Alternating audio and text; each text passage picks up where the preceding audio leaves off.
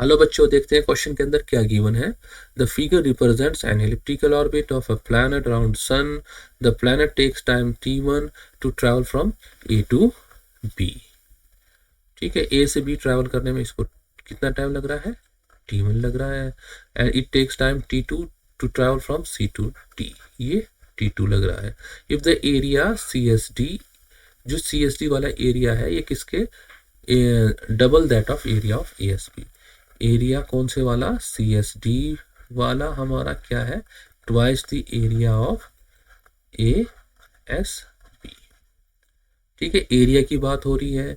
अच्छा, time period की बात हो रही है, तो हमें सीधा हिंट मिल रहा है हमारा केपलर का। अगर हम सेकंड लॉ देखें उसमें क्या होता है, हमारा एरियल वेलोसिटी जो होती है हमारी कांस्टेंट होती है। ठीक है, केपलर्स का सेकंड लॉ क्या कहता था हमें? Areal velocity is constant. और सिंपल वर्ड में क्या कहा जा सकता है कि इक्वल इंटरवल ऑफ टाइम में, ठीक है, ये क्या करेगा? इक्वल एरिया स्वीप करेगा, इक्वल एरिया स्वीप करेगा। ये सिंपल वर्ड में तुम्हें समझाने के लिए मैं क्या कह सकता हूं, मान लो एक मंथ के अंदर कितना है? 1,00,000 ये स्क्वायर किलोमीटर स्वीप कर रहा है। ऐसा नहीं, इससे बहुत ज्यादा होता है, मैं तुम्हें समझाने के। तो अगले एक मंथ में भी ये इतना ही करेगा, उससे अगले मंथ में भी इतना ही करेगा। ठीक है, तो यहाँ पर क्या क्या गया है? ये एरिया डबल है, यहाँ पर एरिया ये क्या है हमारा? ये डबल है, तो इसको टाइम भी डबल लगा होगा।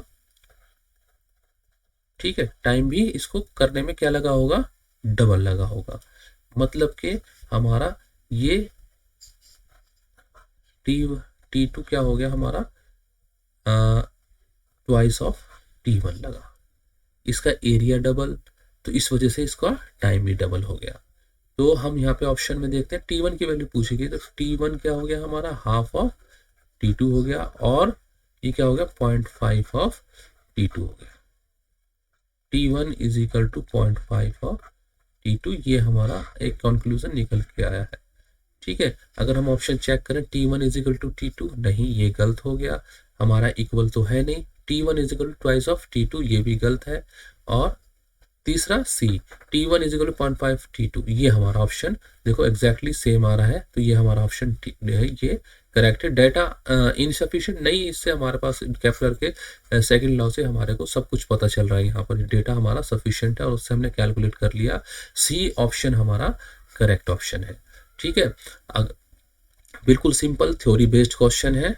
ठीक है, आप डायरेक्ट हिट भी कर सकते हैं। वहां पर क्या है? एरिया डबल है, तो इसको कवर करने के लिए टाइम भी डबल लग रहा हो।